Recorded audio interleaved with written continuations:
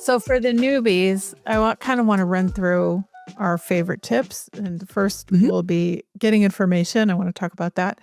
The second set of tips will be for nausea. And the third will be for our favorite subject, which is constipation. Which is our butts. Everyone who is a super responder will start this medication and then go, if they lose a ton of weight really fast, they'll go on the internet and be like, I lost 27 pounds in the first month. It isn't true. And That's not accurate at all. It is such a small fraction of the people, but I think they're really noisy. And so I just want to start with don't believe what the super responders are saying because the large majority of people lose very slowly. Okay, so let's do weird things. First, weird things that happen. How are you going to feel? I, to this day, still can get dizzy if I lean over too far. And in the beginning, that was a lot. And so the other thing I noticed, because I was doing Orange Theory a lot back then, was that hard workouts were almost overnight were really hard to do. Like I couldn't do a crazy hard workout on the medication. And so I slowed it down, which was fine.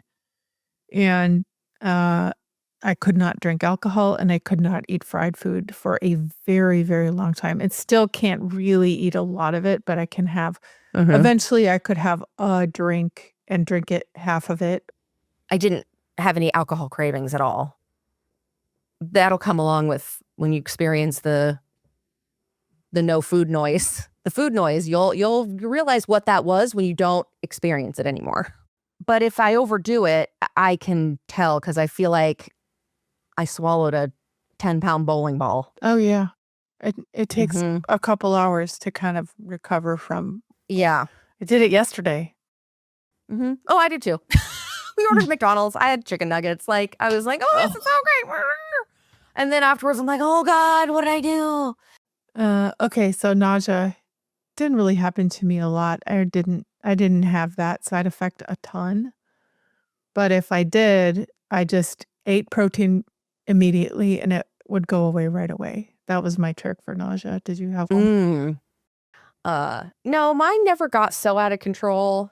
I did have some heartburn for sure. Oh, yeah, I remember that. I did too. But that went away. Yes, Really? that was like maybe like off and on for maybe a couple of weeks and then it was fine. There were stretches where my appetite suppression was so strong that I didn't eat and I actually had to go out of my way to remember to eat. So I just want to throw that in there. You can't not eat. Yeah, there was a couple times where I got the end of the day and I looked at my app and I was like, I've only eaten 500 calories today. This is not good. Like, okay, whoops. Protein drinks saved me there because I was definitely not getting enough protein. And so I get the ones from Costco and it's their, it's not the Fairlife. It's called Nuri, Nurri. One container's like $20 or something. So it's not as expensive as the other ones. And it tastes just fine and it's still 30 grams of protein per drink. So I was like, you know, I try to drink one of those a day. Should we move on to the bathroom? Let's go. Magnesium, number one. Yeah. I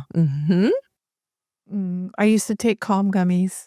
Now I'm taking this real food grape chewable magnesium and I like it a lot better.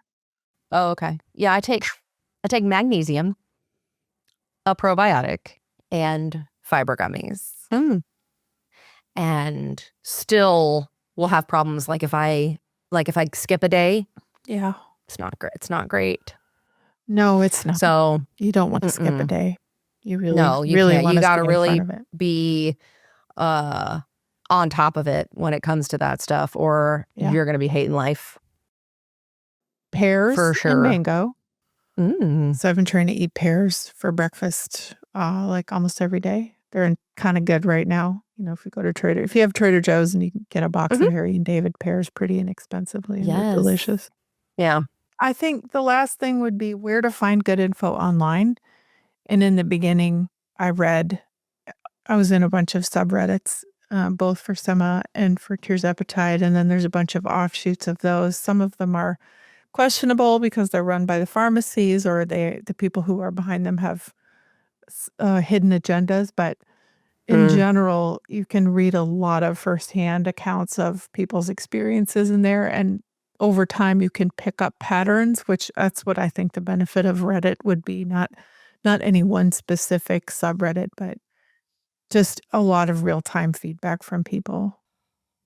So my advice would be trust your provider to give you accurate information, not some Yahoo Yeah. on the other side of a keyboard that thinks that they no, don't do that. There's lots of options out there for you guys. You got to just find a provider that knows what they're doing, that's done this before and can give you the best advice and is available to talk to you. I'll reiterate my commercial for plastic surgeons because they have no interest in doing anything risky ever. They are really helpful and they want you to have a good experience so that you eventually have plastic surgery. Right. Yeah. So what are their incentives? Their incentives are to build a relationship with you. And that's just built in. And that's why I like to start there. I just love them. And their offices are really nice and clean and friendly and they answer the phone. And, the level's just higher. So if you're listening and you have a great provider that you think we should know about, just send us a message. I would love to add them. I have a list on the website at lesscity.com in the footer. It's like a trusted providers list. So if you think we should add yours, just send me a note.